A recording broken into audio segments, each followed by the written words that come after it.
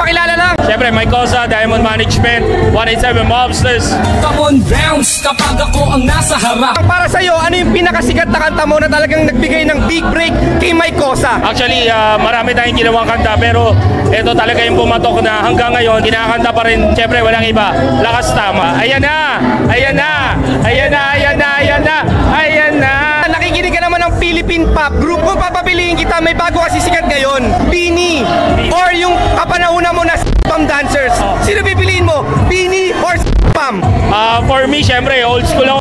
Spam ako kasi sila yung mga una ko nakasama eh. Nakasama ko sa isang show, sa iba't ibang entertainment channel.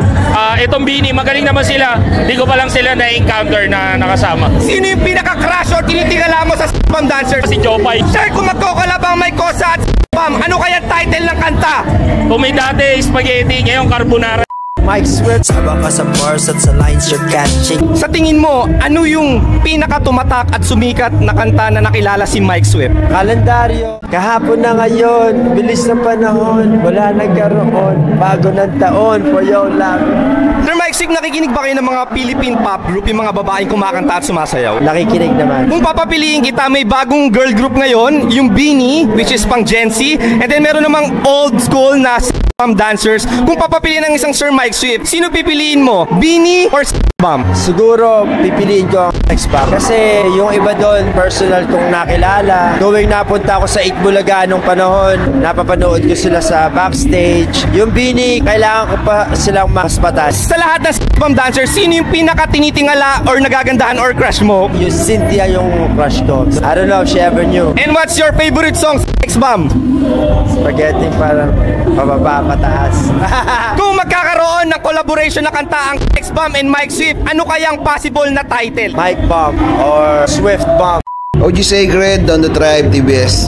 Kahapon ay mas nagbigay ng kulay at siyang gabay. Sa tingin mo, ano yung pinaka-tumatak or sumikat na kanta mo na nakilala si OG Sacred? Buhay ng gangsta. Isang katanungan na naglalaro sa isip ko, ito ba ang buhay na dapat manahin ng panganay ko? Nakikinig ba kayo sa mga Philippine pop group, yung mga babaeng kumakanta, sumasayaw? Oo naman, wala akong bakod ng genre. Lahat ng klase ng music at genre. Kung papapiliin kita, sir, may bago kasing uso ngayon from Gen Z, yung girl group na Beanie, and then merong old school na Spam Dancers. Ang isang OG Secret, kung papipiliin ko, anong pipiliin mo? Beanie or Spam Dancer? Siguro sa iba, mas nasubaybayan ko sila eh. Pero magaling din yung Beanie pag naririnig ko ngayon. Sino ang pinaka nagagandahan ka, tinitingala or crush mo sa Spam Dancer? Cheche. Cheche. And what's your favorite song sa Spam Dancer? Sayaw nila, wala akong paboritong kanta nila eh. Kung magkaka-collaboration song ang Spam Dancer and OG Secret, ano kayang tingin mong possible na title ng kanta? Sagadin natin.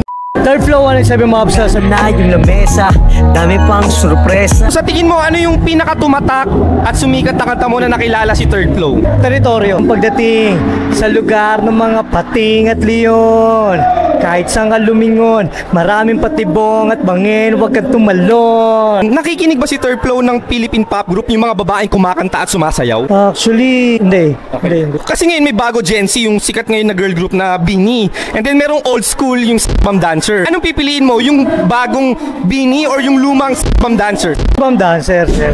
Classic yun. Sino sa tingin mo yung pinaka nagagandahan ka or crush mo nung kabataan sa Spam? Si Jopay. And anong favorite na kanta mo sa Spam? Spaghetti pa ba? Yun lang naman yung naririnig ko lagi kahit sa ako punta noon, nung kapanahon na nila. So, And my last question, kung magkakaroon ng collaboration song si Third Flow at Spam Dancer, sa tingin mo ano kayang posibleng title ng kanta? kain spaghetti.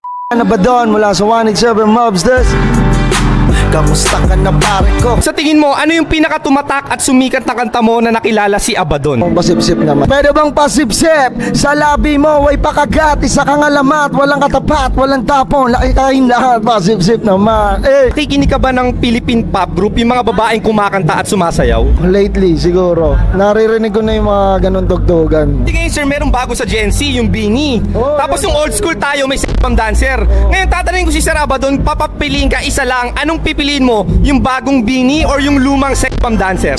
Bang, kasi classic yun. Ayun yung nakasabay natin. Yung mga bagong, yung Beanie siguro sa kabataan na yun. Kung magkakaroon ka ng crush or tinitingala na gagandahan ka, sino kaya sex bomb dancer yon? Siyempre, yung idol natin si Rochelle. Yan. And what's your favorite song sa sex bomb dancer? Spaghetti bababa. At my last question, kung magkakaroon ng collaboration song si Sir Abaddon at ang sex bomb dancer, ano kayang posibleng title ng kanta? Siguro, Spaghetti Part 2.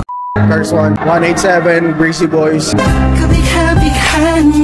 Sa tingin mo, ano yung tumatak at sumigat na kanta na kilala si Curse One? Masaya ako sa'yo. Handa kong ibigay lahat ng sa'kin sa'yo, di ko kaya mawala ka sa'kin. Ikaw ang dahilan ng aking paghinga. Sana'y habang buhay ka na makasama pagkat masaya ka sa'yo. Nakikinig po ba si Sir Curse One ng Philippine Pop Group, yung mga babaeng kumakanta at sumasayaw? Oo. Anong pipiliin mo? Isa lang, yung bagong Beanie or yung lumang bomb dancer? Bini ngayon ang panahon, so Bini tayo. Sir, kanta na lang, baka may napakinggan ka sa Beanie. Favorite song? Pantopi ko. Ngayon sir, kung magkakaroon ng collaboration song ang Beanie at Curse One, sa tingin mo, ano kayang posibleng title ng kanta? Sirkulasyon. Yo, ako nga po pala si Smagla mula sa 187 Mobstars. From Tondo, Chakra, Kapitang Sumpa. Sa tingin mo, ano yung pinakasikat at tumatak na kanta mo na nakilala ka bilang Smaglas? Siguro bilang ako sa sarili ko siguro yung walking distance. Lakad lang kahit ikaw na lang mag-isa, wag mong sabayan ang alon, ikaw ang magdika. Salungatin na naman dumating basta wag hihinto sa lakad. Nakikinig ba si Smaglas sa Philippine Pop Group, yung mga babaeng sumasayaw at kumakanta? Oo naman, minsan, hindi ko naman talaga actually pinapakinggan pero kasi minsan hindi mo mapipigilan, papapakinggan at mapapanood mo na sila sa sobrang viral. So ngayon may bago kasi sa Gen Z, yung grupong Beanie. Tapos may old school naman yung bomb dancers. Bilang Smaglas, kung papapiliin kita isa lang, anong pipiliin mo? Yung bagong Beanie or yung lumang bomb dancer? Siyempre, X-Bomb kasi kilala ko eh. Sa Bini kasi wala pa akong kilala eh. Kilala ko lang sila as group pero wala akong kilala as individual. Sa lahat ng members ng bomb, kanino ka pinaka nagagandahan, tinitingala, ina-idol mo, or crush mo nung bata ka? Sila High C, sila Jopay. Yan. At ano ang pinaka-favorite song mo sa before? Yung collab nila kay Glock 9, Baile. And my last question, paano kung magkakaroon ng collaboration song ang Pam at Smaglas, ano kayang posibleng title ng kanta? Spaghetti Tininidor.